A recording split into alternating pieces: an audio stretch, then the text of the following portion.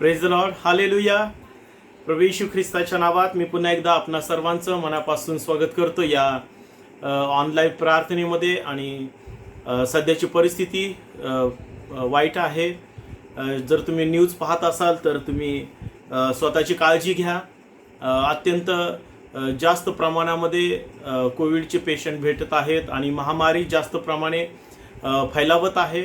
आणि अशा परिस्थितीमध्ये आम्हाला प्रभूमध्ये टिकून राहण्याची गरज आहे. प्रभूच्या साह्याची आणि प्रभूच्या मदतीची गरज आहे.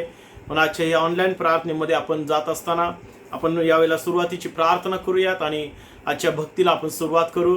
आणि मला विश्वास आहे की आज नवीन प्रकारे परमेश्वर तुमच्या संगती बोलेल आणि नवीन रीतीने प्रभू तुम्हाला चालवेल आणि देवाची कृपा परमेश्वर तुमच्यासाठी खुली करेल. यावेळेला आपण प्रार्थना करूयात. स्वर्गीय थोर परमपवित्र सर्वशक्तिमान आमच्या प्रभू, तू जिवंत सर्वशक्तिमान देव आहेस. आमच्या समोर कितीही बिकट परिस्थिती असो, कितीही संकटे असो, तरी देखील परमेश्वर आम्ही घाबरणार नाही. जसं दावीद त्याच्या स्तोत्रामध्ये म्हणतो, मृत्यू छायेच्या दरीतूनही मी जात असलो तरी कसल्याही अरिष्टाला भिणार नाही, कारण तू माझ्याबरोबर आहेस. आणि खरोखर पित्या, सध्याची ही मृत्यू छायेच्या दरीतून आम्ही जात आहोत आणि परमेश्वर बाप्पा, या परिस्थितीमध्ये आम्ही एकटे नाहीत, कारण तू आमच्या सोबत आहे. तू आम्हाला धैर्य देतो, तुझी आकडी आणि तुझी काठी तू आम्हाला देतोस. म्हणून प्रभू, तुझ्या वचनाच्या द्वारे आज तू आमच्या संगती बोल.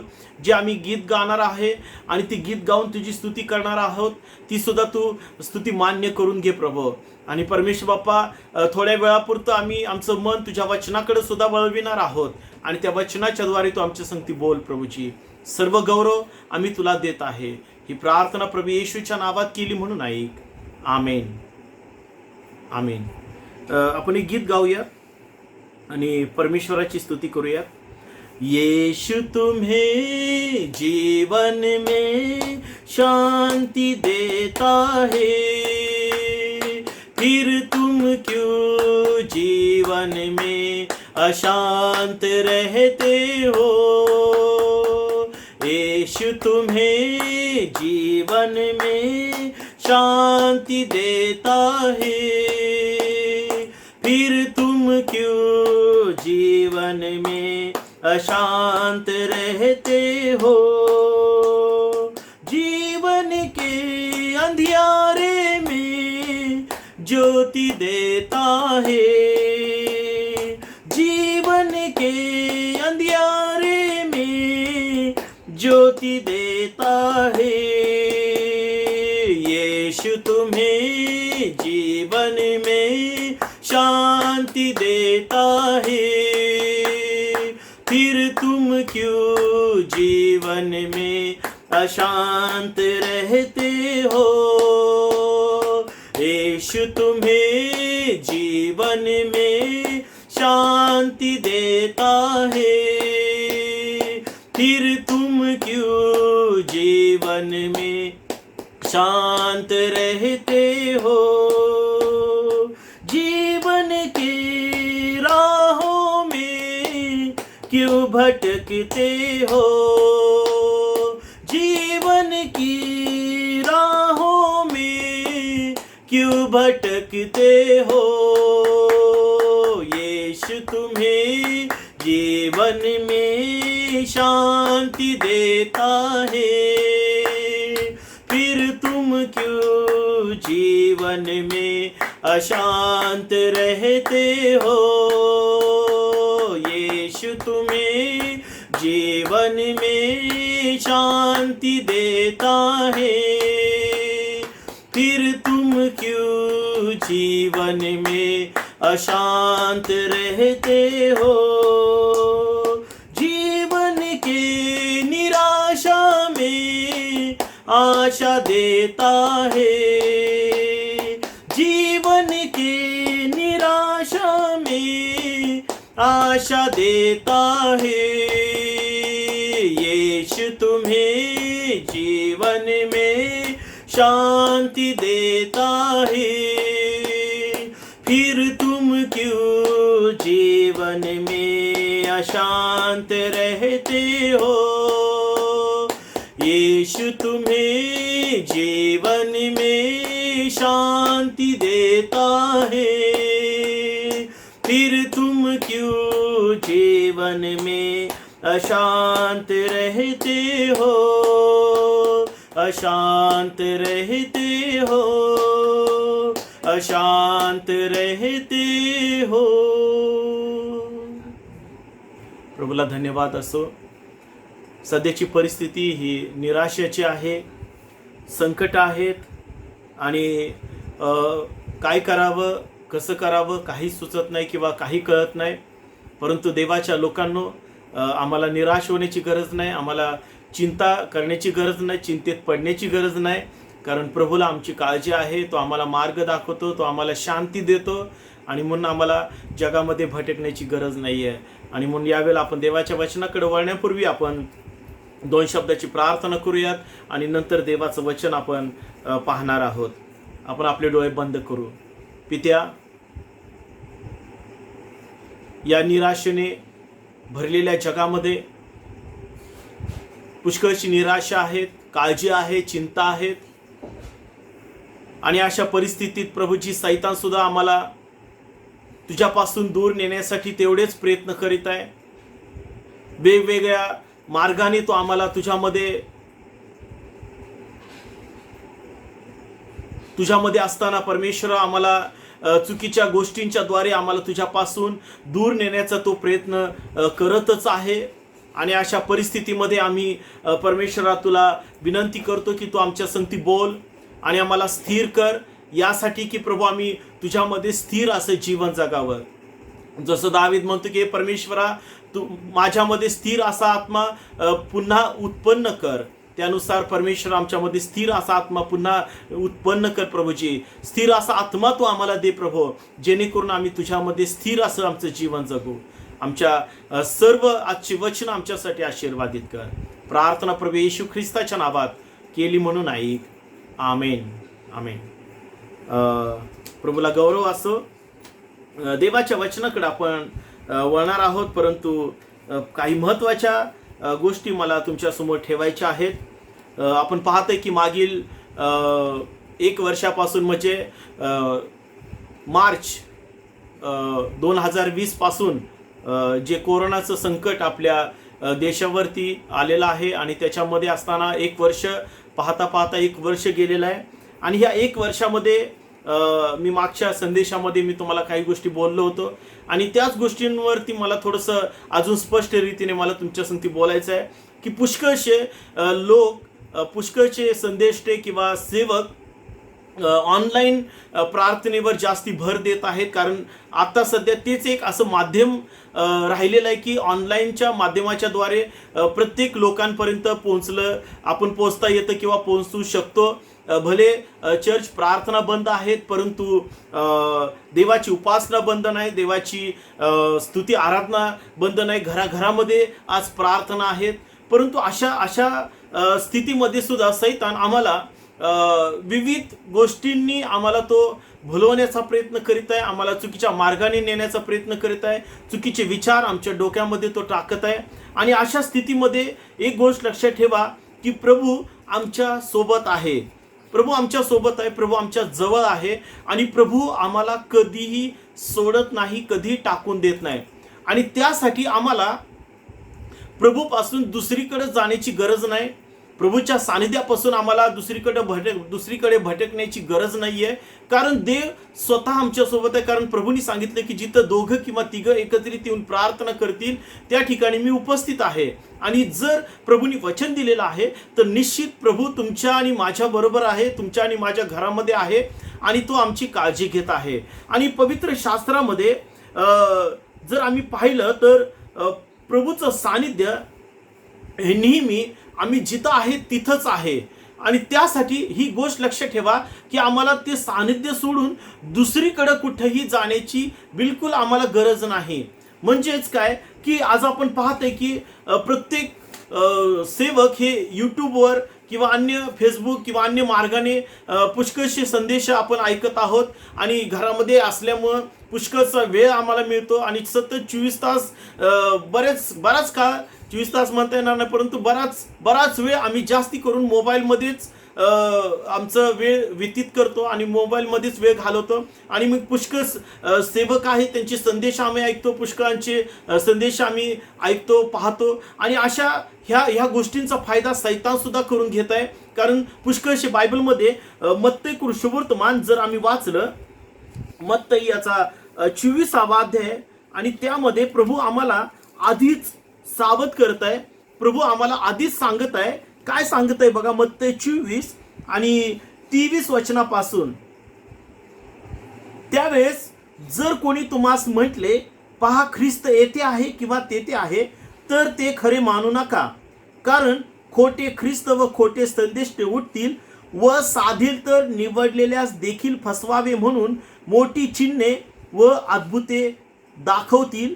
पहा मी हे अगोदरच तुम्हाला सांगून ठेवले आहे. ह्यास तो कोणी तुम्हास म्हणतील, पहा तो अरण्यात आहे, तर जाऊ नका. तुम्हास म्हणतील, पहा तो आतल्या खोल्यात आहे, तर ते खरी मानू नका. कारण जशी वीज पूर्वेकडून निघून पश्चिमेपर्यंत चकाकत जाते, तसे मनुष्याच्या पुत्राचे येणे होईल. म्हणजे काय की देवाला, प्रभू येशूला हे म्हणायचं आहे की येशू प्रभू कुठं आहे, तर प्रभूने आम्हाला सांगितलंय की प्रभू आम्ही जिथं आहे तिथं प्रभू आहे. आणि पुष्कळ खोटे संदेश ते उठलेले आहेत, पुष्कळ खोटे लोक संदेश ते उठून पुष्कळ जण असं शिकवत आहेत की अन्य भाषा ही नाहीये. पुष्कळ जण सांगत आहेत की नाही का की अशा काही गोष्टी ते शिकवत आहेत की जेणेकरून ते आम्ही त्या शिक्षणाच्या द्वारे भकलं जातोय, आम्ही देवाच्या आज्ञा पाळायचं बंद करत आहे. पुष्कळ जण सांगत आहेत की अमुक गोष्ट करू नका, तमुक गोष्ट करू नका. आणि आज ऑनलाईन असल्यामुळं पुष्कळ जणांना भरपूर वेळ असल्यामुळं अनेक संदेश ऐकत आहेत, अनेक विविध शिक्षण आम्ही ऐकत आहे. परंतु आम्हाला प्रभू येशूने सांगितलंय की खोटे संदेश ते उठतील, साधील ते निवडलेल्यास फसवावे म्हणून. म्हणजे निवडलेले लोक सुद्धा फसले जाऊ शकतात, निवडलेले लोक सुद्धा भकले जाऊ शकतात विविध शिक्षणाने. आणि प्रभूने आम्हाला सांगितलंय की विविध शिक्षणाने भकून जाऊ नका. प्रियांनो, सांभाळा. तुम्ही जर जास्ती संदेश, इतर सेवकांचे संदेश ऐकत असाल, जास्ती गोष्टी तुम्ही ऐकत असाल, तर त्या शिक्षणाने तुमचा नाश होऊ शकतो. कारण सगळं शिक्षण हे देवापासून आहे असं नाही. त्यापेक्षा बायबल वाचा. इतर संदेश ऐकण्यापेक्षा बायबल वाचा. जास्तीत जास्त बायबल वाचण्यामध्ये वेळ घालवा. देव स्वतः तुमच्या संगती बोलेल. देव स्वतः तुमच्या संगती त्याच्या योजना, त्याची इच्छा तो तुम्हाला प्रगट करेल. देवाच्या इच्छा समजून घेण्यासाठी इतर सेवकांकडून अपेक्षा करू नका. इतर सेवकांकडून, संदेष्टांकडून अपेक्षा करू नका की ते तुम्हाला सांगतील.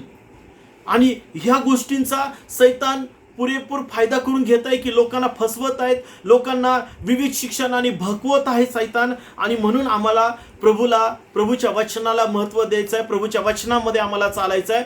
तुम्ही ज्या ठिकाणी आहात, तुम्ही ज्या मंडळीमध्ये आहात, त्याच मंडळीमध्ये राहा, त्याच सेवकाशी विश्वासू राहा, त्याच सेवकाशी प्रामाणिक राहा. मला माहिती आहे की आज या माध्यमातून, या यूट्यूबच्या माध्यमातून पुष्कळ लोक हा संदेश ऐकतील की जे नाही का जे फलटणमधील जी आपली मंडळी आहे त्याच्या व्यतिरिक्त सुद्धा अनेक लोक हे संदेश ऐकतात. आणि मला त्यांना सुद्धा हेच सांगायचं आहे की तुमची मंडळी, तुमचे पास्टर हे तुमचे पास्टर आहे, तुमची मंडळी ही तुमची मंडळी आहे. ती सोडून दुसरीकडे जाऊ नका. तुम्ही विचार करू नका की अरे ह्या मंडळीमध्ये आम्ही नाही का आमच्या जीवनात कार्य होत नाही, आमच्या जीवनामध्ये इथं या मंडळीमध्ये कार्य होत नाही, ह्या पास्टरांकडून कार्य होत नाही, चला दुसऱ्या मंडळीमध्ये जाऊ, चला तिसऱ्या मंडळीमध्ये जाऊ. अशाने तुम्ही स्वतःचा नाश करून घेताय. म्हणून प्रियानो, सांभाळा. अत्यंत दिवस वाईट आहेत, अत्यंत दिवस हालाकीचे दिवस आहेत. सैतान कशा प्रकारे तुम्हाला फसवेल हे तुम्ही समजू शकणार नाही. मला सांगा देवाच्या लोकांनो, तुम्ही प्रभूमध्ये आहात, देवावर तुम्ही विश्वास ठेवत आहात. मी तुम्हाला एक प्रश्न विचारतो, तुम्ही मला सांगा. तुम्ही तुमचे आई वडील जे आहेत नाही का, कदाचित तुमचे आई वडील जास्त शिकलेले नसतील, कदाचित त्यांना जास्त व्यवहाराचं ज्ञान नसेल, आणि कदाचित जगामधल्या त्यांना गोष्टी काही माहीत नसतील, आणि त्यांनी तुम्हाला जन्म दिला, त्यांनी तुम्हाला लहानाचं मोठं केलं. मग मला सांगा, जर तुमचे आई वडील तुम्हाला लहानाचं मोठं केलं किंवा तुम्हाला देवाच्या कदाचित त्यांच्याकडे तेवढं ज्ञान नसेल, मग इतरांचे आई वडील हे सुशिक्षित आहेत, त्यांना जगाचं नॉलेज आहे, त्यांना जगाचं ज्ञान आहे, मग तुम्ही असं करणार का की तुमचे आईवडील सोडणार आणि तुम्ही दुसऱ्या व्यक्तीला, दुसऱ्यांच्या आईवडिलांना तुम्ही आईवडील म्हणणार आहेत का? नाही ना. मग मला सांगा की ज्या मंडळीमध्ये तुमचा जन्म झालाय, जी मंडळी प्रभूंनी तुम्हाला दिलेली आहे, ज्या मंडळीमध्ये तुम्हाला सगळं सत्य समजलं, ज्या मंडळीमध्ये येऊन तुम्हाला देवावर अवलंबून राहण्यासाठी शिकवण्यात आलं, देवाचे अनुभव घेण्यासाठी शिकवण्यात आलं, देवाने तुमच्या जीवनात चमत्कार केले, ती मंडळी, ते सेवक सोडून तुम्ही इतरांच्या मंडळामध्ये जाऊन, इतरांच्या सेवकांकडे जाऊन तुम्ही त्यांना आई वडील म्हणणार आहे का? नाही म्हणू शकत. कारण जी मंडळी प्रभूंनी तुम्हाला दिलेली आहे ती परमेश्वराने तुमच्यासाठी ती योग्य मंडळी आहे, आणि तुम्ही तिथंच राहिलात तर तिथंच चमत्कार आहेत, तिथंच देवाचे आशीर्वाद आहेत. तुम्ही अनेक सेवकांशी कॉन्टॅक्ट कराल, अनेक सेवकांकडून तुम्ही प्रार्थना करून घ्याल, परंतु लक्षात ठेवा, तुमचा सेवक, तुमची मंडळी जी तुमची आहे ती तुमचीच राहणार आहे. जे ऑनलाईन तुम्ही इतर पास्टरांचं, इतर संदेष्टांचं तुम्ही ऐकत असाल तर ते तुमच्या मदतीला धावून येणार नाहीयेत. ते तुमच्या संकटामध्ये, तुमच्या अडचणीमध्ये ते तुमच्याकडे येणार नाहीत, तुमच्या घरी येऊन प्रार्थना करणार नाहीत. शेवटी तुमचे पास्टर, तुमची मंडळी किंवा तुमचे सेवक, देवाचे सेवकच हा तुमच्यासाठी उपयोगी येणार आहे. म्हणून लक्षात ठेवा, देवाच्या सेवकाची आम्हाला गरज आहे, आणि आम्हाला विविध शिक्षणाने भरकून जायचं नाही, कारण जगामध्ये पुष्कळ खोटे संदेष्टे उठलेले आहेत. ते आम्ही ओळखायला शिकलं पाहिजे की खरे संदेष्टे कोण आहेत, खोटे संदेष्टे कोण आहेत. कारण पवित्र शास्त्रामध्ये योहानाचे पहिले पत्र, याचं पुस्तक जर आम्ही काढलं, योहानाचे पहिले पत्र काढूया आपण. जर तुमच्याकडं पवित्र शास्त्र जर तुम्ही घेऊन बसलेला असाल तर योहानाचे पहिले पत्र, याचा 4था अध्याय आणि पहिलं वचन काय सांगतं? प्रियजन हो, प्रत्येक आत्म्याचा विश्वास धरू नका, तर ते आत्मे देवापासून आहेत किंवा नाहीत याविषयी त्यांची परीक्षा करा, कारण पुष्कळ खोटे संदेष्टे जगात उठलेले आहेत. पुष्कळ खोटे संदेष्टे उठलेले आहेत. सगळ्याच आत्म्यांवर तुम्ही विश्वास ठेवू नका. सगळेच आत्मे देवापासून आहेत असं नाही. मी कुठल्या सेवकाला दोष देत नाहीये, मी कुणा विरुद्ध बोलत नाहीये. मी जे काही बोलत आहे ते पवित्र शास्त्रामधून, देवाच्या वचनातून तुमच्या संगती बोलत आहे. कारण सध्याच्या परिस्थितीमध्ये सैतान लोकांना अशा प्रकारे भुलवत आहे की लोकांना आता त्यांच्या पास्टरांची, त्यांच्या सेवकाची गरजच भासत नाही. गरज त्यांना लागतच नाहीये. त्यांना त्यांच्यासमोर पर्याय आहेत. चला, आपले पास्टर नाही प्रार्थना करत, चला दुसऱ्या पास्टरना फोन करूया. ते पास्टर प्रार्थना नाही करत, तिसऱ्या पास्टरना आपण फोन करूया. लक्षात ठेवा, आम्ही असे किती आई वडील बदलणार आहेत. मी थोडंसं स्पष्ट बोलत आहे. आम्ही अशी किती आई वडील बदलणार आहे. जी आपली मंडळी आहे, की जे आपलं घर आहे, परमेश्वराने आपल्याला दिलं आहे, जो देवाचा सेवक आहे, की जो परमेश्वराने आपल्याला दिलेला आहे, आम्हाला त्याच्याशी विश्वास राहायचा आहे, आम्हाला त्याच्याशी प्रामाणिक राहायचं आहे. हे प्रभूने आम्हाला पवित्र शास्त्रामध्ये सांगितलेलं आहे. म्हणून देवाच्या लोकांनो, या शेवटच्या काळामध्ये आम्ही आहोत. विविध शिक्षणाने भरकून जाऊ नका. सैतान तुम्हाला भुलवत आहे. खोटे संदेश उठलेले आहेत. ते चमत्कार करत आहेत, प्रॉफिटिक करत आहेत, प्रगटीकरण करत आहेत. कदाचित तुम्हाला तुमच्या जीवनातल्या गोष्टी ते सांगत असतील, तुमच्या जीवनात, मागील जीवनामध्ये घडलेल्या गोष्टी ते तुम्हाला सांगत असतील. पण लक्षात ठेवा, ते तुम्हाला सगळ्या गोष्टी सांगतील, परंतु त्याच्यातून बाहेर निघण्याचा उपाय तुम्हाला सांगणार नाहीत. हे पण लक्षात ठेवा. कारण प्रभूचं आम्हाला प्रत्येक परिस्थितीतून बाहेर निघण्यासाठी देवाचं वचनच महत्त्वाचं आहे, आणि देवाच्या वचनालाच तुम्ही तुमच्या जीवनामध्ये महत्त्व द्या. देवाचं वचन हे आमच्यासाठी खूप महत्त्वाचं आहे. म्हणून तर लक्षात ठेवा, जी तुमची मंडळी आहे, जे तुमचे पास्टर आहे, तिथंच राहा. मग किती अडचणी असतील, किती प्रॉब्लेम असतील, किती संकट असतील, पुष्कळ समस्या तुमच्या जीवनामध्ये येतील, परंतु मंडळी सोडू नका. देवाचे सेवक तुमचे जो आहे त्याच्यापासून दूर जाऊ नका. तुम्ही तिथंच राहा, कारण तिथंच परमेश्वर तुम्हाला आशीर्वाद देणार आहे. अनेक लोकांना मंडळ्या बदलण्याची सवय असते, अनेक लोकांना सेवक बदलण्याची सवय असते. ह्या सेवकाकडून त्या सेवकाकडे, त्या सेवकाकडून ह्या सेवकाकडे, आणि अशाने ते स्वतःचा नाश करून घेत आहे, हे त्यांना कळत नाही. कारण लक्षात ठेवा, अनेक गुरु आम्हाला बनवायचं नाही, एकच गुरु असतो, एकच गुरु आम्हाला बनवायचं आहे. लक्षात ठेवा. आणि आपला गुरु प्रभू येशू ख्रिस्त आहे, आपला गुरु प्रभू येशू ख्रिस्त आहे, परंतु आम्हाला देवाचा सेवक एकच बनवायचं आहे. त्या सेवकाच्या अधीन आम्हाला राहायचं आहे. आणि पवित्र शास्त्रामध्ये आम्हाला प्रभूंनी स्पष्ट रीतीने सांगितलं, हागारीच्या जीवनातून की ज्या वेळेला हागारे उत्पत्ती याचा 16वा अध्याय आणि 8 ते 10 वचनामध्ये आम्ही पाहतो की हागारे ही सारा तिची धरी नव्हती, तिच्यापासून ती पळून चालली होती आणि पळून गेल्यानंतर देवाचा दूत तिला भेटतो आणि तिला विचारतो की हे हागारे तू कुठं चाललीस? प्रभूच्या दूताने तिला विचारलं तू कुठे चाललीस? तुम्हाला माहिती आहे पुष्कळ वेळेला मी हे वचन तुम्हाला दिलेलं आहे आणि उत्पत्ती याचा 16वा अध्याय 8 ते 10 वचनामध्ये सुद्धा तुम्ही हे वाचू शकता. त्या हागारेला म्हणते तू कुठे चाललीस? ती म्हणते की माझी धनीन जी सारा आहे तिच्यापासून मी पळून चालले. परंतु आम्हाला तिथं देवाचं वचन सांगतं, देवाचं दूत हागारेला म्हणतो की तू जा आणि तुझी जी धनीन आहे तिच्या हाताखाली राहून तू सोस. म्हणजे देवाच्या दूतांनी परत तिला तिथंच पाठवलं की जिथं संकट आहे, जिथं त्रास आहे, जिथं अपमान आहे, जिथं छळवणूक आहे, जिथं त्रास आहे, पुष्कळ निराशा आहे, काळजी आहे, चिंता आहे, ह्या सगळ्या परिस्थितीमध्ये प्रभूचा दूत तिला म्हणतो की जा, तिथंच जा आणि तिथंच राहा. मी तुला आशीर्वादित करेल, मी तुला आशीर्वादित करील. म्हणून प्रियानो, ह्या दिवसांमध्ये, या लॉकडाऊनच्या काळामध्ये तुम्ही पर्याय शोधू नका, तुम्ही इकडे तिकडे पळू नका. ह्या सेवकाकडून त्या मंडळीतून ह्या मंडळीत तुम्ही जाऊ नका. तुमचा सेवक, तुमचे पास्टर जे आहेत ते तुमचे आहेत. तुम्ही त्यांच्यावर विश्वास ठेवा, त्यांच्यावर विश्वास ठेवा. देवाच्या अधीन राहा, कारण जो देवाच्या सेवकाच्या अधीन राहतो तो प्रभूचं वचन पाळतो. कारण पवित्र शास्त्रामध्ये आम्हाला पुष्कळशी शास्त्र भाग आम्हाला पाहायला मिळतं की आम्ही आमच्या देवाच्या सेवकाच्या अधीन राहिलं पाहिजे, देवाच्या सेवकाचा आम्ही आदर केला पाहिजे, देवाच्या सेवकाचा आम्ही सन्मान केला पाहिजे. पहिले थेसलोनिकरास पत्र याचा 5वा अध्याय आपण काढूया. थेसलोनिकरास पहिले पत्र याचा 5वा अध्याय. थेसलोनिकरास पहिले पत्र याचा 5वा अध्याय आणि 12 आणि 13 वचन काय लिहिलंय? बंधुजन हो, आम्ही तुम्हास विनंती करतो की तुम्हामध्ये जे श्रम करीतात, तुम्हामध्ये जे श्रम करीतात, प्रभूमध्ये तुम्हावर असतात, म्हणजे तुमच्यावर प्रभूमध्ये तुम्हावर असतात, म्हणजे तुमचे अधिकारी व तुम्हास बोध करीतात, त्यांचा तुम्ही सन्मान करावा. तुम्हाला बोध करणारा देवाचा सेवक याचा तुम्ही सन्मान करावा. हे मी नाही सांगत, हे प्रभूचं वचन सांगतं. प्रभूच्या सेवकाचा आम्ही सन्मान केला पाहिजे. जो प्रभूच्या सेवकाचा सन्मान करतो तो प्रभूचा सन्मान करतो. जो प्रभूच्या सेवकाचा सन्मान करत नाही तो प्रभूचा सन्मान करत नाही. पुढे काय लिहिले? आणि त्यांच्या कामामुळे त्यांना प्रीतीने अत्यंत मान द्यावा.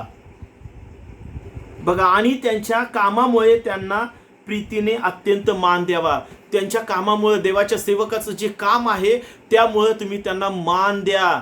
हे प्रभूचं वचन सांगतंय. अजून तुम्हाला शास्त्रभाग जर पाहिजे असतील तर मी अजून शास्त्रभाग तुमच्या संगती तुम्हाला मी सांगत आहे. इब्री लोकास पत्र याचा 13वा अध्याय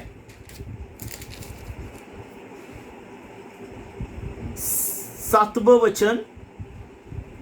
जे तुमचे अधिकारी होते, ज्यांनी तुम्हाला देवाचे वचन सांगितले, त्यांची आठवण करा. त्यांच्या वर्तणुकीचा परिणाम लक्षात आणून त्यांच्या विश्वासाचे अनुकरण करा. प्रभूचं स्पष्ट वचन सांगते, जे तुमचे अधिकारी होते, जो देवाचा सेवक, जो मंडळीचा सेवक, ज्या मंडळीमध्ये तुमचा जन्म झाला, ज्या सेवकाच्या द्वारे प्रभूंनी तुम्हाला आशीर्वाद दिला, ज्या सेवकांनी शिकवलेल्या गोष्टींमध्ये तुमची आत्मिक वाढ झाली, ते अधिकारी होते ज्यांनी तुम्हाला देवाचं वचन सांगितलं, त्यांची आठवण करा. त्यांची आठवण करा. फार महत्वाचं आहे, आठवण करा. आज या लॉकडाऊनच्या काळामध्ये किती लोक देवाच्या सेवकांची आठवण करत आहेत? तुम्ही तुमच्या पास्टरांची, तुमच्या मंडळीच्या सेवकाची आठवण करीत आहात काय? मी फक्त फलटण चर्चसाठी मी हे बोलत नाहीये, हे सगळ्या मंडळीतील प्रत्येक विश्वासणाऱ्यांना मी हे सांगत आहे की तुम्ही तुमच्या पास्टरांची आठवण करीत आहात काय? आज तुमचे पास्टर कोणत्या परिस्थितीत आहेत, कोणत्या संकटामध्ये आहेत, ह्याची तुम्ही आठवण करीत आहेत का? हे मी नाही म्हणत, देवाचं वचन सांगतंय. आणि त्यांची आठवण करा. त्यांच्या वर्तणुकीचा परिणाम लक्षात आणून त्यांच्या विश्वासाचे अनुकरण करा. त्याच्यामधलं 17 वचन, आपल्या अधिकाऱ्यांच्या आज्ञेत राहा व त्यांच्या अधीन असा, कारण आपणास हिशोब द्यावायचा आहे हे समजून ते तुमच्या जीवाची राखण करीतात. तुमच्या सेवकाचा तुम्ही आदर करा, सन्मान करा, देवाच्या सेवकाचा आठवण करा, हे प्रभूचं वचन सांगतं. आणि त्यांच्या आज्ञेत तुम्ही राहा, त्यांच्या अधीन तुम्ही असा. आणि कारण सेवकांना माहिती आहे तिथं त्यांच्या सेवकाबद्दल, कारण आपणास हिशोब द्यावायचा आहे हे समजून ते तुमच्या जीवाची राखण करीतात. देवाचे सेवक तुमच्या जीवाची राखण करतात. सेवकांना माहिती आहे, पास्टर लोकांना माहिती आहे की मंडळीच्या लोकांची जबाबदारी त्यांच्यावर आहे आणि त्याचा हिशोब देवाला द्यायचा आहे की मंडळीची काळजी कशी घेतली आहे. आणि हा जो हिशोब द्यायचा आहे आणि ते त्यांना आनंदाने करता यावं. जी सेवा देवाचं सेवक करत आहे ती सेवा करत असताना त्यांनी ती आनंदाने करता यावी. देवाच्या सेवकाला सेवा आनंदाने करता यावी, कणत नव्हे. तसे झाल्यास ते तुमच्या हिताचे होणार नाही. जर देवाचा सेवक कणत, त्रासात, संकटात राहून जर तो सेवा करत असेल आणि तुम्ही सेवकाच्या अधीन राहायला तयार नसाल, सेवकाचं ऐकायला तयार नसाल, तर पवित्र शास्त्र सांगते की ते तुमच्या हिताचं होणार नाही. तुम्ही नीट ती वचनं मी जी सांगितलेली आहेत ती नीट तुम्ही वचनं ऐका. प्रियानो, देवाच्या लोकांनो, आज देवाचं वचन आम्हाला स्पष्ट सांगत आहे की या शेवटच्या काळामध्ये सैतान तुम्हाला भकवत आहे. सैतान तुम्हाला विविध शिक्षणाने तुमच्यासमोर पर्याय ठेवत आहे. तुम्ही म्हणाल की आता आम्हाला पास्टरांची गरज लागत नाही, आम्हाला पास्टरांच्या प्रार्थनेची गरज लागत नाही, आम्ही स्वतः खंबीर आहे, आमची देव प्रार्थना ऐकतो, आमच्या प्रार्थनेचं देव उत्तर देतो, असं म्हणून जर तुम्ही विचार करीत असाल की आम्ही घरात पण प्रार्थना करू शकतो, आमची सुद्धा ऐकू शकतो, परंतु लक्षात ठेवा, हे जे विचार आहे हे देवापासून नाहीत, हे विचार सैतानापासून आहे. सैतान तुमचा नाश करण्यासाठी टपलेला आहे. सैतान तुम्हाला देवापासून दूर नेण्यासाठी तो प्रयत्न करीत आहे. म्हणून सावध राहा. जर असतं तर देवानी प्रत्येकाला सांगितलं असतं की तुम्ही घरातच प्रार्थना करा. देवानी सेवक निवडले नसते, देवाचे पाळक, देवाचे सेवक संदेश निवडले नसते. देवानी प्रत्येकाला सांगितलं असते की तुम्ही स्वतः सगळ्या गोष्टी करा. देवाच्या वचनाच्या विरोधात जाऊ नका. देवाच्या वचनाचा चुकीचा अर्थ काढू नका देवाच्या लोकांनो, कारण देवाचा सेवक हा देवाचा अभिषिक्त आहे. आणि पवित्र शास्त्र सांगतं की स्तोत्र संहिता 105 आणि 15 वचनामध्ये प्रभू म्हणतो की माझ्या अभिषिक्ताला हात लावू नको. देवाच्या अभिषिक्ताला हात लावू नका. कारण जर देवाच्या सेवकाला जर सेवा नीट करता नाही आली, देवाच्या सेवकाला जर सेवा कुतत करत असेल किंवा त्रासामध्ये राहून जर सेवा करत असेल तर ते तुमच्या हिताचं होणार नाही. आम्ही आमच्या सेवकाचा सन्मान केला पाहिजे, आमच्या सेवकाचा, देवाच्या सेवकाचा आम्ही आदर केला पाहिजे. आणि लक्षात ठेवा, एकच सेवकाच्या अधीन राहा, एकच, ज्यांनी तुम्हाला वचन सांगितलं, ज्यांनी तुम्हाला देवाच्या वचनामध्ये टिकवलं, ज्यांनी देवाच्या वचनामध्ये तुम्हाला दृढ केलं, त्याच सेवकाच्या अधीन राहा, अनेक सेवकांच्या नाही. नीट लक्षात घ्या, देवाचं वचन आम्हाला काय सांगतं की ज्यांनी तुम्हाला वचन शिकवलं, ज्यांनी तुम्हाला देवाच्या वचनाचं गुज प्रगट केलं, ज्यांनी तुमची काळजी घेतली, त्यांच्या तुम्ही अधीन राहा. त्यांच्या वर्तणुकीचं परिणाम तुम्ही लक्षात आणून त्यांचं अनुकरण करा. आणि जसं मी मगाशी म्हटलं की स्तोत्र संहिता 105 15 वचनामध्ये की माझ्या अभिषेकाला हात लावू नका. पुष्कळ लोक देवाच्या सेवकाच्या विरुद्ध कुरकुर करतात. खूप लोक देवाच्या सेवकाच्या विरुद्ध कुरकुर करतात. मला हे म्हणायचं आहे की प्रियानो, देवाचा सेवक हा देव नाही आहे, तो मनुष्य आहे, तो मनुष्य आहे. आणि जर आम्ही पाहिलं तर ज्यावेळेला मोशेला प्रभूंनी इस्रायल लोकांना गुलामगिरीतून बाहेर काढण्यासाठी निवडलं, पाचारण केलं, त्यावेळेला देव त्याच्याद्वारे अद्भुत कार्य करीत होता.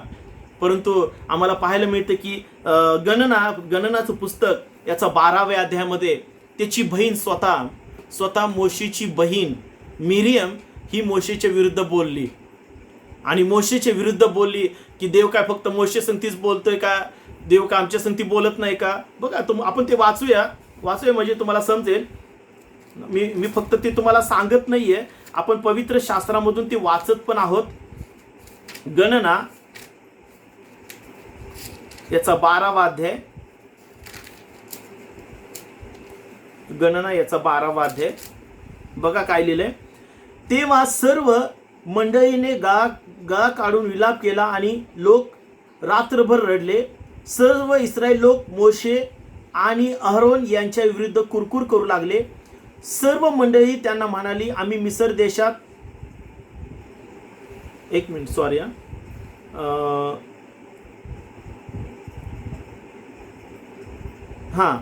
दुसऱ्या वचनापर्यंत कुरकुर करू लागले. सर्व मंडळी त्यांना म्हणाली, आम्ही मिस्र देशात असतो तर बरे झाले असते, किंवा ह्याच रानात मेलो असतो तरी बरे झाले असते. त्याच्यानंतर पहिलं आणि दुसरं वचन आणि 9 आणि 10 वचन.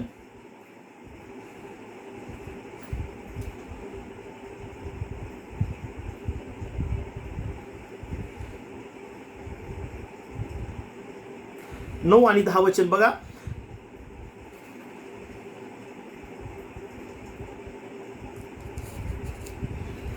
सॉरी थोडस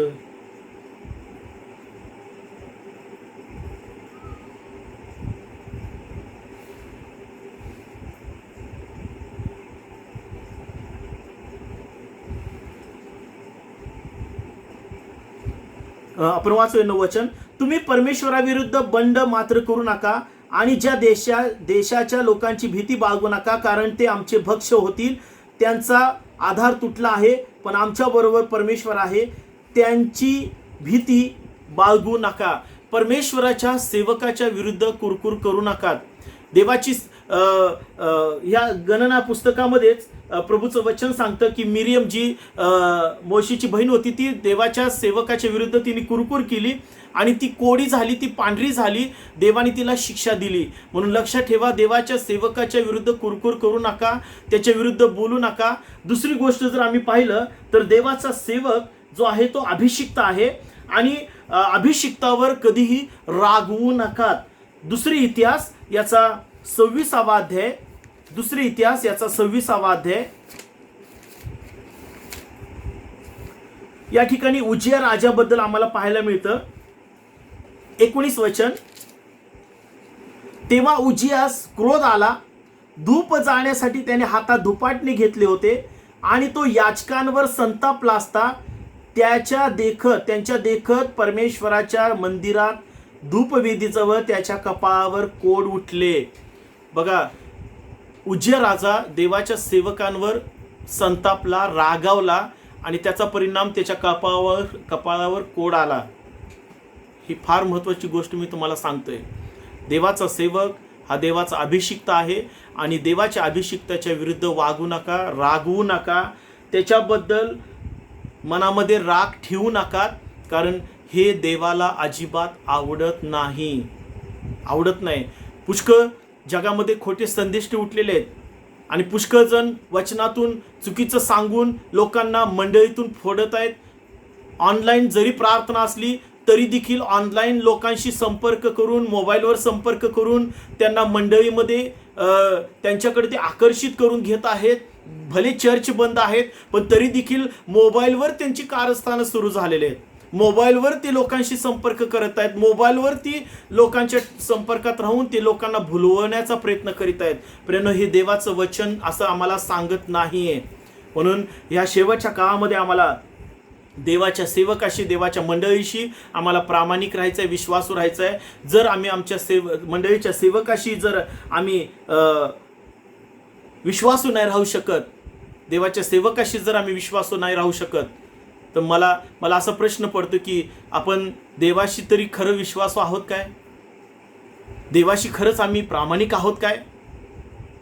आणि नक्कीच याचा विचार करणं आम्हाला गरजेचं आहे. रोमकरासपत्र याचा 13वा अध्याय, त्याच्यामध्ये तर प्रभूचं वचन आम्हाला जे काही सांगतं आपण ते वाचूया. रोमकरासपत्र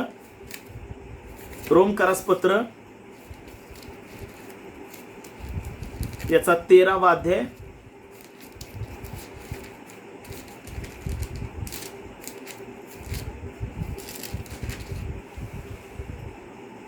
आणि पहिल्या वचनापासून. प्रत्येक जणाने वरिष्ठ अधिकाऱ्यांच्या अधीन असावे. प्रत्येक जणाने लिहिलंय, प्रत्येक जणाने. तुमच्या पवित्र शास्त्रामध्ये असेल तर तुम्ही काढा, आपण वाचूया. प्रत्येक जणाने वरिष्ठ अधिकाऱ्यांच्या अधीन असावे, कारण देवापासून नाही असा अधिकार नाही. जे अधिकारी आहेत ते देवाने नेमलेले आहेत. म्हणून जो अधिकाराला आड येतो तो देवाच्या व्यवस्थेला आड येतो. आणि आड आड येणारे आपणावर दंड ओढावून घेतील. देवाच्या व्यवस्थेच्या आड येऊ नका. भले तुमचे सेवक कसे पण असोत, ते तुमचे आहेत, ते तुमचे पास्टर आहेत, तुम्ही तुमच्या सेवकाशी विश्वासू राहा, प्रामाणिक राहा. तुम्ही असे विचार कराल की अरे नाही का, काही पास्टर लोक किती हुशार आहेत, किती शिक्षण चांगलं देतात, किती चांगल्या प्रकारचं ते शिकवतात, आणि आमचे पास्टर काही जास्त शिकवत नाहीत, जास्त नाही का देवाच्या गोष्टी सांगत नाहीत. त्यांची आणि तुमच्या पास्टरांची बरोबरी करू नका. जसं मी मगाशी सांगितलं की तुमच्या आईवडिलांची आणि इतरांच्या आईवडिलांची तुम्ही बरोबरी करणार का? नाही करू शकत. जे आईवडील प्रभूने तुम्हाला दिलेत ते तुमचे आईवडील आहेत, त्यांची आणि इतरांची बरोबरी करू शकत नाही आणि होऊ शकत नाही. आणि जर तुम्ही तसं करत असाल आणि जर तुम्ही तुमच्या सेवकाशी, तुमच्या मंडळीशी जर विश्वासू नसाल आणि तुम्ही इतर सेवकांशी जर संपर्क जोडत असाल, मी म्हणत नाही कुणाशी संपर्क करू नका, परंतु तुम्ही फक्त तुमचा सेवक, तुमची मंडळी, तुमच्या मंडळीशी, देवाच्या मंडळीशी तुम्ही विश्वासू राहा, प्रामाणिक राहा, आणि त्याच प्रामाणिकपणाचं, त्याच विश्वासूपणाचं फळ परमेश्वर आम्हाला देणार आहे. म्हणून इथं पुढे स्पष्ट लिहिलं की जर तुम्ही चुकीच्या पद्धतीने मंडळीमध्ये वागत असाल, चुकीच्या पद्धतीने मनातील त्याप्रमाणे तुम्ही करत असाल, तर तुम्ही ह्याचा अर्थ अधिकाराला आड येत आहात. आणि पवित्र शास्त्र सांगते की अधिकाराला आड येणारे आपणावर दंड ओढावून घेतील. दंड म्हणजे शासन, शिक्षा ओढवून घेतील. पुढं, कारण चांगल्या कामाला अधिकाऱ्यांची भीती असते असे नाही, तर वाईट कामाला असते. तेव्हा अधिकाऱ्यांची भीती नसावी अशी तुझी इच्छा असल्यास चांगले ते कर, म्हणजे त्यांच्याकडून तुझी प्रशंसा होईल. पुढं, कारण तुझ्या हितासाठी तो देवाचा सेवक आहे. जर तू वाईट करशील तर त्याची भीती बाळग. कोणाची? प्रभूची भीती बाळग. कारण तो तलवार व्यर्थ धारण करीत नाही, तर क्रोध दाखविण्याकरिता वाईट करणाऱ्यांचा सूड घेणारा असा तो देवाचा सेवक आहे. म्हणून क्रोधामुळे केवळ नव्हे तर सत्सद विवेक बुद्धीमुळेही अधीन राहणे अगत्याचे आहे. म्हणून रागाने नाही, देवाच्या सेवकावर रागवून नाही, तर सत्सद विवेक बुद्धीचा म्हणजे बरं वाईट जाणणाऱ्या बुद्धीचा उपयोग करून आम्हाला देवाच्या अधीन राहणं गरजेचं आहे. कारण ह्या कारणास्तव तुम्ही करही देता, कारण अधिकारी देवाची सेवा करणारे आहेत, ते ह्याच सेवेत तत्पर असतात. देवाचे सेवक देवाच्या सेवेत तत्पर आहेत, तयार आहेत.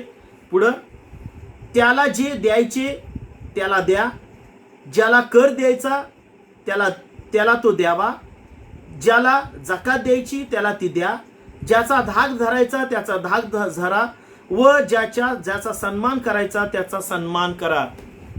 तुम्हाला माहिती वचन जे सेवकाचा आहे, जे मंडळीचा भाग आहे, तो मंडळीला आम्ही दिला पाहिजे देवाच्या सेवेसाठी. पुष्कळ लोक देवाला देणं बंद केलंय, पुष्कळ लोकांनी.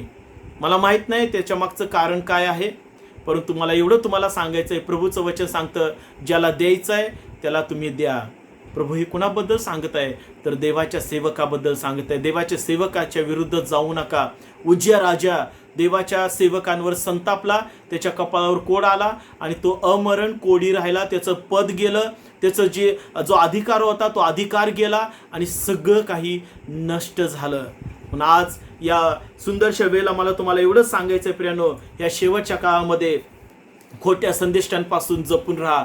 तुमच्या सेवकाशी, मंडळीशी तुम्ही प्रामाणिक राहा. कारण देवाचं वचन सांगतं की जे आशीर्वाद आम्हाला मिळणार आहेत ना, किंवा मिळतात, ते देवाच्या सेवकाच्या द्वारेच परमेश्वर आम्हाला देत असतो. मत्तय याचा 10वा अध्याय, हे शेवटचे 2 वचन वाचूयात आणि नंतर आपण प्रार्थना करूयात.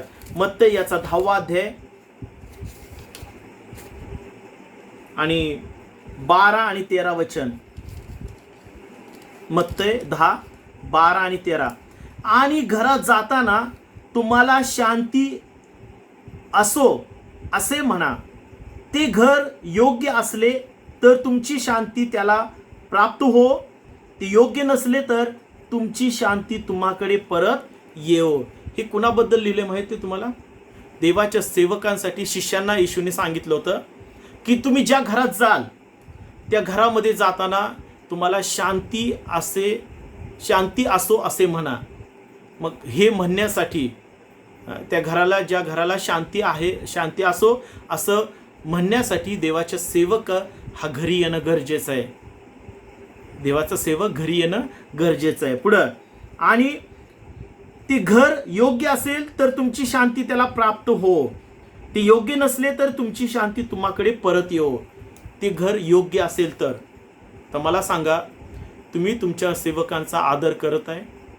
तुम्ही तुमच्या सेवकाचा सन्मान करीत आहे? तुम्ही तुमच्या सेवकावर, तुमच्या मंडळीवर तुम्ही प्रेम करीत आहात काय? जर तुम्ही तुमच्या सेवकाचा आदर करणार नाही, तुम्ही तुमच्या सेवकाचा सन्मान करणार नाही, त्याच्याबद्दल तुमच्या मनामध्ये राग तुम्ही ठेवाल, द्वेष ठेवाल, तर लक्षात ठेवा, ती शांती तुमच्याजवळ राहणार नाही. म्हणजे ह्याचा अर्थ असा की तुमच्या जीवनात शांती नसणार आहे. तुम्ही भरपूर पैसा कमवा, मोठमोठ्या बंगल्यांमध्ये राहा, ऐशो आरामामध्ये राहा, पण तिथं तुम्हाला शांती नसणार आहे. कारण प्रभूचं वचन सांगते की जर ते घर योग्य नसेल, जर ते घर तुमचा स्वीकार करणारं नसेल, तुमचा आदर करणारा नसेल, ते लोक तुमचा पाहुणचार करणारं नसेल, ते सेवक, ती कुटुंब देवाच्या सेवकाची आठवण करणारी नसतील, तर ती शांती तिथं राहणार नाही. पुढे बघा काय लिहिलंय, ती शांती तुम्हाकडे परत येवो. म्हणजे देवाने दिलेली शांती ती परत तुमच्याकडे येऊ प्रभूकडे परत जाऊ शकते, देवाच्या सेवकाकडे परत जाऊ शकते. लक्षात ठेवा, हे मी नाही सांगत, नीट तुम्ही वचन वाचा. हे ती शांती परत तुमच्याकडे येवो. जो कोणी तुमचे स्वागत करणार नाही व तुमची वचने ऐकणार नाही. परत आलं, देवाच्या सेवकाचा ऐकणं, देवाच्या सेवकाची वचनं ऐकणं. जो तुमचं स्वागत करणार नाही व तुमची वचने ऐकणार नाही, त्याच्या घरातून किंवा नगरातून जाताना आपल्या पायाची धूळ झटकून टाका. हे कोणाला आज्ञा दिल्यात माहिती आहे? देवाच्या सेवकांसाठी. म्हणून प्रियानो, अत्यंत कडक आणि स्पष्ट रीतीने देवाचं वचन आमच्या समोर येत आहे. आज देवाच्या वचनाचा तुम्ही स्वीकार करा. थोडं जास्त वेळ मी बोलत आहे, कारण मला जे सांगायचं होतं ते मला पूर्ण सांगायचं आहे. म्हणून या दिवसांमध्ये आम्ही आमची मंडळी, आमचं सेवक ह्यांना सोडायचं नाही, त्यांची आठवण आम्हाला करायची आहे. ज्यावेळेला तुम्ही संकटामध्ये होता, त्रासामध्ये होता, दुःखात होता, त्यावेळेला तुमचे नातेवाईक, तुमचे जवळचे लोक कुणी तुम्हाला मदत केली नाही. ज्यावेळेला तुम्ही मोठमोठ्या प्रॉब्लेममध्ये होता, त्यावेळेला कुणी तुम्हाला धीर दिला नाही. त्यावेळेला फक्त तुमचे पास्टर तुमच्यासोबत आले, तुमच्यासाठी प्रार्थना केल्या, तुम्हाला उभं केलं, तुम्हाला घडवलं, तुम्हाला वचनामध्ये स्थिर केलं. हे त्याची देवाची जबाबदारी आहे, देवाने दिलेली जबाबदारी. म्हणून देवाचा सेवक ती जबाबदारी पार पाडत आहे. मग देवाच्या सेवकाची जबाबदारी संपल्यावर मंडळीची जबाबदारी नाही का, की देवाच्या सेवकाची काळजी घेणं, या बिकट परिस्थितीमध्ये देवाच्या सेवकासोबत उभे राहणं. म्हणून जे आज तुम्ही देवाचं वचन ऐकत आहात, कदाचित तुम्ही फलटण मंडळीचे सभासद नसाल, फलटण मंडळीमध्ये, इमानुएल चर्चमध्ये तुम्ही नसाल, कदाचित तुम्ही दुसऱ्या मंडळीमध्ये असाल, तुम्ही दुसऱ्या मंडळीचे सभासद असाल. मी तुम्हाला हेच सांगत आहे की तुम्ही तुमच्या पास्टरांची काळजी घ्या, तुम्ही तुमच्या सेवकाची काळजी घ्या. जर तुमच्याच दुःखामध्ये, तुमच्या संकटामध्ये जर देवाचा सेवक, त्याचा परिवार जर तुमच्यासोबत उभा राहिला, तर ह्या परिस्थितीत तुमच्या सेवकासोबत तुम्ही का नाही उभा राहू शकत? का तुम्ही त्याच्या गरजा पूर्ण करू शकत नाही? केल्या पाहिजेत, कारण हे प्रभूचं वचन सांगतंय. आणि विविध शिक्षणाने भकून जाऊ नका. जे आज सध्या ऑनलाईन प्रार्थना होत आहेत, ऑनलाईन तुम्ही संदेश ऐकत असाल, निरनिराळ्या सेवकांचे तुम्ही संदेश ऐकत असाल, मी त्याच्या विरोधात नाही आहे. तुम्ही ऐका, चांगली गोष्ट आहे. परंतु तुमची मंडळी, तुमचे पास्टर हे तुमचेच आहेत. प्रभूंनी तुमच्यासाठी ते दिलेले आहेत. तुम्ही त्यांच्याशी विश्वासू राहा. जर तुम्ही तुमच्या मंडळीशी, तुमच्या सेवकाशी विश्वासू राहाल, तर निश्चित तुम्ही देवाच्या संगतीसुद्धा विश्वासू आहात आणि देव नक्कीच तुम्हाला आशीर्वादित करेल. आपण प्रार्थना करूयात. देव बाप्पा, तुला धन्यवाद देतो. आजचं वचन प्रभू तू आमच्या संगती बोललेलं आहेस, आणि ही पुन्हा एक गोष्ट पवित्र आत्म्याच्या द्वारे तू बोलण्यासाठी सहाय्य केलंस. आभार मानतो परमेश्वर बाप्पा. तू जे बोलतोस, जे सांगतोस ते योग्य आहे. आम्ही मंडळी बदलू नये, आम्ही सेवक बदलू नये. आमच्या मंडळीच्या सेवकाशीच प्रभू विश्वासू प्रामाणिक राहावं, असे यासाठी मंडळीला तू सहाय्य कर. त्यासाठी मंडळीला चर्चला प्रभू तू आशीर्वाद दे, सहाय्य कर, प्रत्येकाला सुबुद्धी दे प्रभूजी, की त्यांनी तुझ्या वचनाच्या अधीन राहावं. सेवकाबद्दल राग मनात ठेवू नये, द्वेष मनात ठेवू नये आणि देवाच्या आज्ञा पाळणं बंद करू नये. तर प्रभूजी, जसं आम्ही सुरुवातीला तुझ्यामध्ये आलो, ज्यावेळेला सुरुवातीला आम्ही तुझ्यावर भरोसा ठेवला, जसं आमचं जीवन प्रामाणिक होतं, विश्वास होतं, तसंच जीवन आम्हाला शेवटपर्यंत ठेवायचं आहे. आम्हाला तुझ्यामध्ये टिकून राहायचं आहे. आणि त्यासाठी प्रभू तुझं मार्गदर्शन आणि तुझं सहाय्य प्रभू या प्रत्येक लेकरांना तू कर. या वचनाच्या द्वारे प्रत्येकाला तू आशीर्वादित केलंस असा मी विश्वास ठेवतो. प्रत्येकाची गरज, कौटुंबिक गरजा येशूच्या नावात तू पूर्ण कर. प्रत्येक व्हायरल इन्फेक्शन पासून, आजार विकारांपासून प्रत्येकाचं तू संरक्षण कर. ही प्रार्थना प्रभू येशूच्या नावात केली म्हणून तू ऐक. Amen, amen. Praise the lord. प्रभूला धन्यवाद असो. थँक्यू.